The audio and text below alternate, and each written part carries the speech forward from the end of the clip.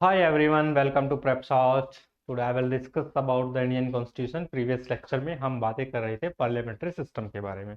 तो हमने डिस्कस किया था parliamentary system and its features, और हमने डिस्कस किया था difference between the parliamentary system and presidential system. Okay, तो हमने जो संसदीय व्यवस्था है, राष्ट्रपति शासन व्यवस्था है, उसमें अंतर भी हमने क्रिएट किया था। फिर हमने बातें की थी, ठीक है ना, who is the federal state and who is the unitary state, और हमने इंडिया के प्रपेक्षे federal state and unitary state में जो भी उनके फीचर्स थे उनको हमने क्लैरिफाई किया था। अब हम बातें करेंगे कॉन्स्टिट्यूशन का। इंडियन कॉन्स्टिट्यूशन का भाग 5 है, ठीक है। तो भाग 5 कौन सा है आपका? तो भाग 5 का नाम है द यूनियन, यानी केंद्र जो है आपका कैसे काम करता है, और उसमें यूनियन एग्जीक्यूटिव और सारी चीजें जो ऑफिसर्स हैं, अटॉर्नी जनरल ऑफ इंडिया वगैरह सारे आ जाते हैं, प्रेसिडेंट वगैरह। तो अभी हम पढ़ेंगे कॉन्स्टिट्यूशन का भाग 5 यानी पार्ट 5। तो पार्ट जो 5 है आपका, ये है द यूनियन, जिसको हिंदी में हम संघ कहते हैं, ठीक है। तो संघ जो यूनियन है आपका, ये कॉन्स्टिट्यूशन में आर्टिकल 52 से स्टार्ट होता है और आर्टिकल 151 तक इंडियन कॉन्स्टिट्यूशन में इसको डिफाइन किया गया है। तो लिख देते हैं, चलिए। याद रखना चाहिए कहाँ से कहाँ तक है। तो आर्टिकल 52 से स्टार्ट होता है आपका, और आर्टिकल 151 तक इसमें दिया गया है आपका, ठीक है। तो ये है आपका पार्ट द यूनियन, ठीक है। द यूनियन में हम सबसे पहले इसकी जो एग्जीक्यूटिव है यानी कार्यपालिका है, जिसको हम संघ की कार्यपालिका है, उसके बारे में डिस्कस करेंगे। तो सबसे पहले हम किसको डिस्कस करेंगे इसमें? फर्स्टली हम डिस्कस करते हैं the union executive, the union executive, ठीक है, संघ की कार्यपालिका। इसको मैं लिख देता हूं, संघ की कार्यपालिका। अब कार्यपालिका कैसे कार्य करती है वो हम इसमें देखेंगे। और कार्यपालिका जो संघ की जो कार्यपालिका है, ये आपका आर्टिकल 52 से स्टार्ट होती है और आर्टिकल 78 तक इसको क्लैरिफाई किया गया है। तो इसको भी लिख देते हैं, आर्टिकल 52 से स्टार्ट होती है और आर्टिकल 78 तक इसको इसमें बताया गया है। तो ये हुआ आपका संघ की कार्यपालिका के बारे में।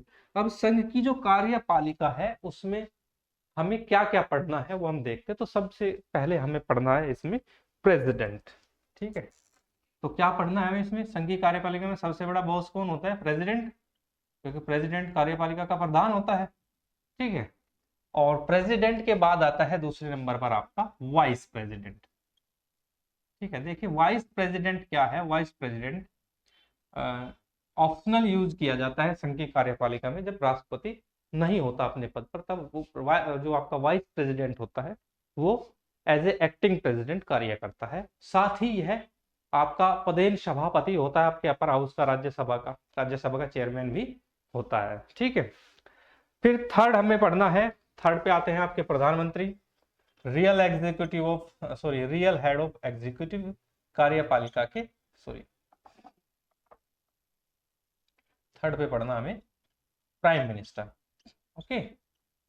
तो प्राइम मिनिस्टर तो खैर पॉलिटिकल बॉस होते हैं पूरे प्रदेश के, जो है ना राजनीतिक प्रमुख माने जाते हैं प्रधानमंत्री। प्रधानमंत्री की एड एंड एडवाइजेस से सारे कार्य, शासन संबंधी कार्य प्रेसिडेंट द्वारा कराए जाते हैं, ठीक है। फिर इसके बाद इनको प्राइम मिनिस्टर को सजेशन देने के लिए और एडमिनिस्ट्रेशन में इनकी सहायता करने के लिए हमारे पास क्या होती है? Union council of ministers, union council of ministers. तो ये होते हैं। तो ये यूनियन काउंसिल ऑफ मिनिस्टर्स जो हैं, ये क्या है? ये आपके, इसको मंत्री परिषद भी बोलते हैं। क्या बोलते हैं? मंत्री परिषद। चलिए, ठीक है। इनको भी लिख देते हैं, इनको राष्ट्रपति बोलते हैं। और ये हुए आपके उपराष्ट्रपति, लिख देता हूं दोनों लैंग्वेजेस में। और ये हुए आपके प्रधानमंत्री, ठीक है। अब इनके बाद हम जो है फिफ्थ पे हम पढ़ते हैं attorney general of India. Attorney general of India Bharat का महान्यायवादी, भारत का महान्यायवादी। अब ये महान्यायवादी होता कौन है? एक्चुअल में महान्यायवादी अगर शॉर्ट भाषा में कहें तो गवर्नमेंट ऑफ इंडिया का वकील होता है, ठीक है ना। तो टॉप जुडिशियल ऑफिसर होता है, ठीक है ना। उच्च न्यायिक अधिकारी माना जाता है सरकार का, और सरकार का पक्ष रखता है हमेशा सरकार के किए गए कार्यों में। अब क्यों रखने की आवश्यकता होती है? ऐसा तो नहीं है कि भाई, देखिए, क्योंकि हमारी जुडिशरी इंडिपेंडेंट है, और इंडिपेंडेंट जुडिशरी होने के नाते गवर्नमेंट्स जो भी स्कीम्स एंड पॉलिसीज को रन करती है, तो उसमें कभी कोई मामला जो है ना किसी के साथ जो है फंस जाता है, तो उसमें क्या होता है, जो अटॉर्नी जनरल ऑफ इंडिया है वो सरकार को डिफेंड करता है सुप्रीम कोर्ट में, ठीक है। तो इसलिए इसको रखा जाता है भारत के महान्यायवादी को। तो ये 5 जो व्यक्ति हैं, 5 जो टॉपिक्स हैं, इनको हम कवर करेंगे संघ की कार्यपालिका में। संघ की कार्यपालिका में 5 ही संघ की कार्यपालिका के अंग होते हैं, ठीक है। इसके बाहर कुछ होता ही नहीं है। देखिए, प्रेसिडेंट राष्ट्रपति होता है, वाइस प्रेसिडेंट होता है, प्राइम मिनिस्टर होता है, और मैंने काउंसिल ऑफ मिनिस्टर्स लिख दिया है, तो इसमें सब आ जाते हैं आपके, चाहे वो home minister, defence minister, finance minister, ठीक है, एमएचआरडी, जितने भी हैं टोटल आ जाते हैं। साथ ही इनके साथ होता है भारत का महान्यायवादी, गवर्नमेंट की तरफ से, कार्यपालिका की तरफ से। तो ये 5 लोग होते हैं। तो सबसे पहले हम स्टार्ट करते हैं प्रेसिडेंट, ठीक है। तो चलिए अब हम स्टार्ट किसको करते हैं? प्रेसिडेंट को। 1 second. Okay, let me start. The first is president. President यानी राष्ट्रपति। चलिए राष्ट्रपति के बारे में थोड़ा सा हम पढ़ते हैं। देखिए, राष्ट्रपति क्या होता है, तो सबसे पहले हमने इंडियन कॉन्स्टिट्यूशन के बेयर एक्ट में जाना है, और बेयर एक्ट में हमें सबसे पहले जो है आर्टिकल 52, पहला ही आर्टिकल है संघ की कार्यपालिका का। तो आर्टिकल 52 को जैसे ही हम जो है रीड करते हैं, तो उसमें लिखा होता है there shall B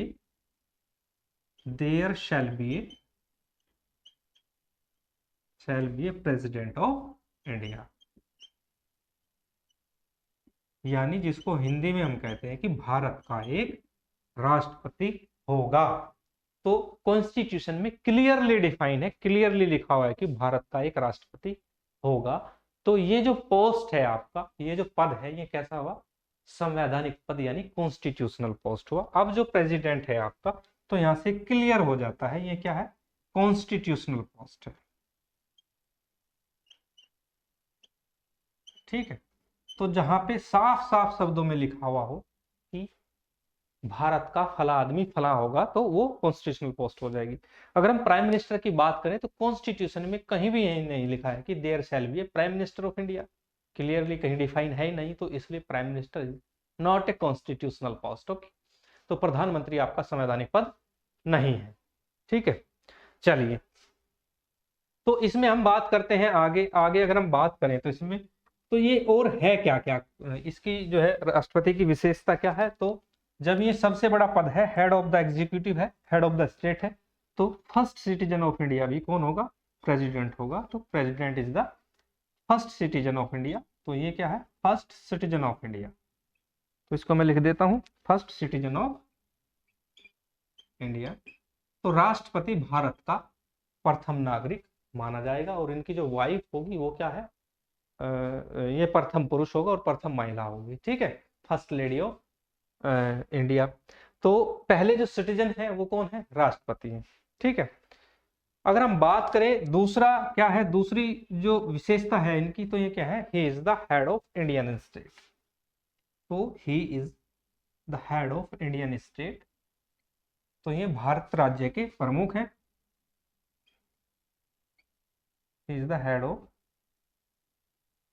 Indian state, sorry, Indian state. तो एग्जीक्यूटिव के तो हेड हैं ही ये, ठीक है, लेकिन पूरे स्टेट के भी हेड है। इंडियन स्टेट जो पूरा है आपका, उसके भी हेड माने जाते हैं। तो जब ये पूरे स्टेट के हेड हो जाते हैं, तो ये सिंबल माने जाते हैं किस चीज के, वो भी लिख लेते हैं। तो ये किस किस चीज के सिंबल हो जाएंगे? तो सिंबल ऑफ, दिखाई दे रहा है, सिंबल ऑफ यूनिटी यानी एकता, इंटीग्रिटी, ठीक है, एंड सोलिडेरिटी। तो इसके ये आपके यूनिटी, इंटीग्रिटी और सोलिडेरिटी के क्या माने जाते हैं, ये प्रतीक माने जाते हैं, सोलिडेरिटी ऑफ द नेशन। इधर दिखाई नहीं दे रहा हो, मैं लिख देता हूं, of the nation.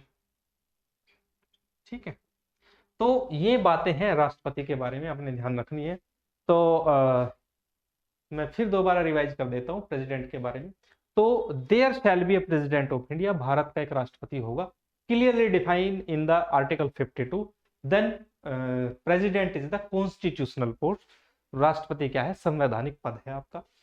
First citizen of India, Bharat के प्रथम नागरिक है। He is the head of the Indian state, Bharat राज्य के जो है प्रमुख माने जाते हैं। Symbol of the unity, integrity and solidarity, यानी यूनिटी, इंटीग्रिटी और सोलिडारिटी के ये प्रतीक माने जाते हैं। ठीक है, चलिए आगे हम अगर हम बात करते हैं प्रेसिडेंट के लिए, आगे चलते हैं प्रेसिडेंट में।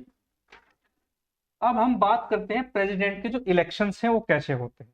चलिए, इलेक्शन, अब राष्ट्रपति का जो चुनाव है उसके बारे में हम यहाँ पे बातें कर लेंगे, राष्ट्रपति के चुनाव के बारे में। ठीक है, तो इलेक्शन की अगर हम बात करें तो आर्टिकल 54 में क्लैरिफाई है इनके, आर्टिकल 54।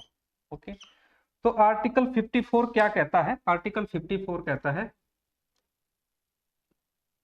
इसको हम इधर ले लेते हैं, ये थोड़ा साइज इसका बड़ा हो जाएगा, इधर आएगा नहीं है, सॉरी, इसको मैं मिटा देता।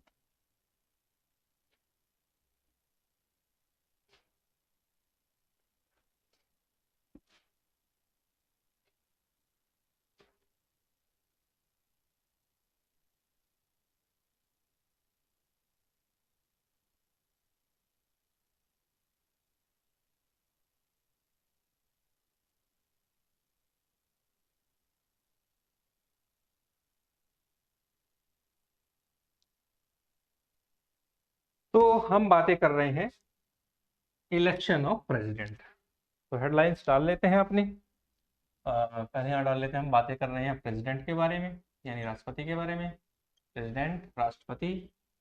ओके, और देन पहला ही राष्ट्रपति के बारे में पॉइंट पढ़ते हैं, इलेक्शन ऑफ प्रेसिडेंट या इलेक्शन, राष्ट्रपति का चुनाव कैसे होगा उसके बारे में हम बात करते हैं, राष्ट्रपति का चुनाव। ओके, चलिए, तो राष्ट्रपति के चुनाव की अगर हम बात करें तो आर्टिकल 54, ठीक है, तो आर्टिकल 54 क्या कहता है, चलिए हम आर्टिकल 54 को लिख देते हैं यहाँ पे। ये कह रहे हैं कि the president shall be elected by the president shall be, 1 second इधर ले लेंगे, shall be elected by the member of electoral college.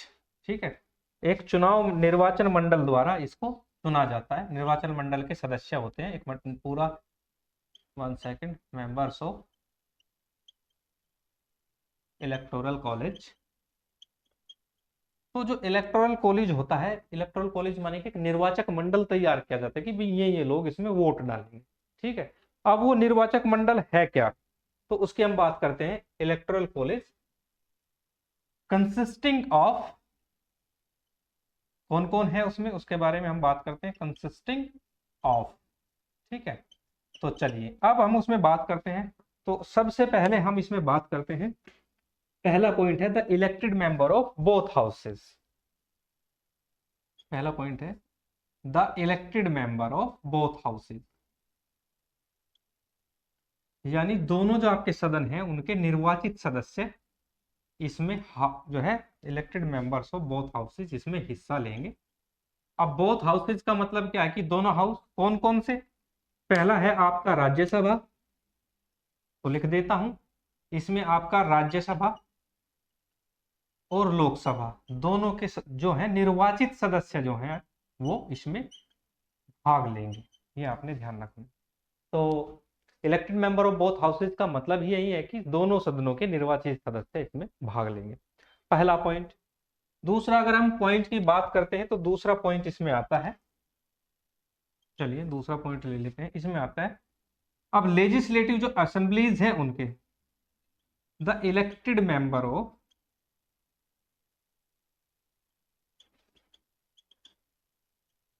Legislative assemblies, ठीक है, legislative assembly assemblies of all state, यानी सभी राज्यों की जो लेजिस्लेटिव असेंबलीज हैं उनके भी निर्वाचित सदस्य इसमें हिस्सा लेंगे, इसमें भाग लेंगे, ठीक है। तो पहला पॉइंट हुआ the elected member of both houses. फिर दूसरा पॉइंट हुआ, तो दो ही आर्टिकल के अंदर दो ही क्लॉज हैं। पहला क्लॉज जो आपके यूनियन पार्लियामेंट है उसके दोनों सदन के सदस्य और सभी स्टेट की जो असेंबलीज हैं उनके सदस्य। लेकिन बाद में क्या हुआ कि दिल्ली और पुदुचेरी को जो आपके यूनियन टेरिटरीज हैं, आई थिंक 92 के पास इनको जो है इसमें विधानसभा जो असेंबलीज है उनको एस्टेब्लिश कर दिया गया। तो इसमें ही एक और सब क्लॉज जोड़ा गया, वो था यूटीज वाला, ठीक है। तो अब आपके जो यूटीज है, ये आप लिख देता हूं यूटीज, ठीक है। अब यूटीज कौन कौन से हैं आपके? ऐसे यूटीज जिनमें अपनी असेंबलीज हो, तो दिल्ली और पुदुचेरी ऐसे हैं जिनमें अपनी असेंबली है, तो इनके भी जो आपके इलेक्टेड मेंबर है, ध्यान देना इलेक्टेड मेंबर, ये भी इसमें अब हिस्सा लेंगे, ठीक है। तो ये आपने ध्यान रखना है। आई समझ में बातें? तो ये थी, अब ये था इलेक्शंस कैसे होते हैं उनके बारे में समझाया गया है आर्टिकल 54 में। आर्टिकल 55 में बताया गया है कि चुनाव कैसे होगा, manners of the election of the president, यानी प्रेसिडेंट के चुनाव के लिए हम क्या करते हैं। तो अब हम नया हेडलाइन है हमारा manners of election of president. चलिए अब मैनर्स को समझने का प्रयास करते हैं कि कैसा मैनर्स होना चाहिए। मैनर्स ऑफ इलेक्शन, अब मैनर्स ऑफ इलेक्शन को क्लियरली डिफाइन किया गया है आपका कहां पे? आर्टिकल 55 में, आर्टिकल 55 में, ठीक है। जो मैनर्स हैं आपके वो बताए गए हैं कि कैसे मैनर्स होगा। तो इसको हम, ये थोड़ा सा मैथमेटिक्स की तरह है कि मैथमेटिक्स की तरह हम how can elected the election of the president, यानी प्रेसिडेंट के जो इलेक्शन हैं उनको कैसे हम कर सकते हैं, उसके लिए हम क्या करेंगे। तो फर्स्ट हम बात करते हैं, इसमें पहला जो पॉइंट होगा तो इसमें हम बात करते हैं value of the vote of an MLA, sorry MP, value of the vote of an MP. देखिए एमपी का जो यहाँ पे मीनिंग है केवल लोकसभा से नहीं है, एमपी मेंबर ऑफ पार्लियामेंट होता है, सदन का सदस्य होता है, तो किसी भी सदन का हो सकता है, राज्यसभा और लोकसभा, ठीक है। Upper house and lower house किसी का भी हो सकता है। और इसका वैल्यू निकालने के लिए हम क्या करेंगे, एमपी का, तो एमपी से पहले हमने क्या करना है कि नीचे से लेना है, एमपी से पहले हमें एमएलए का निकालना। अब एमएलए क्या होता है आपका? एमएलए है आपका member of legislative assemblies of all state, यानी जिस भी स्टेट के हमें एमएलए का एक वोट निकालना है, तो उसके लिए क्या करते हैं हम, चलिए, तो value of vote of an MLA, यानी एक एमएलए का हमें वैल्यू निकालना है। तो इसमें हम ऐसे करते हैं, इसको करने के लिए हम थोड़ा ऐसे समझते हैं कि total population of state, total population of state, यानी जिस भी स्टेट के एमएलए का हमने एक एमएलए का मत की गणना करनी है, तो उसके लिए जैसे उत्तर प्रदेश के किसी एक मेंबर ऑफ लेजिस्लेटिव असेंबलीज यानी एमएलए का हमें वोट निकालना है, तो टोटल पॉपुलेशन जो उत्तर प्रदेश की है आई थिंक 20 करोड़ के करीब है। फिर टोटल जो उसकी सीट है, वहां पे एमएलए की सीट है, तो यहाँ पे लिखना है टोटल इलेक्टेड एमएलए कितने हैं, टोटल इलेक्टेड एमएलए। तो एमएलए कितने हैं उत्तर प्रदेश में? 403 है। और टोटल पॉपुलेशन कितनी है? नियर अबाउट 20 करोड़ है।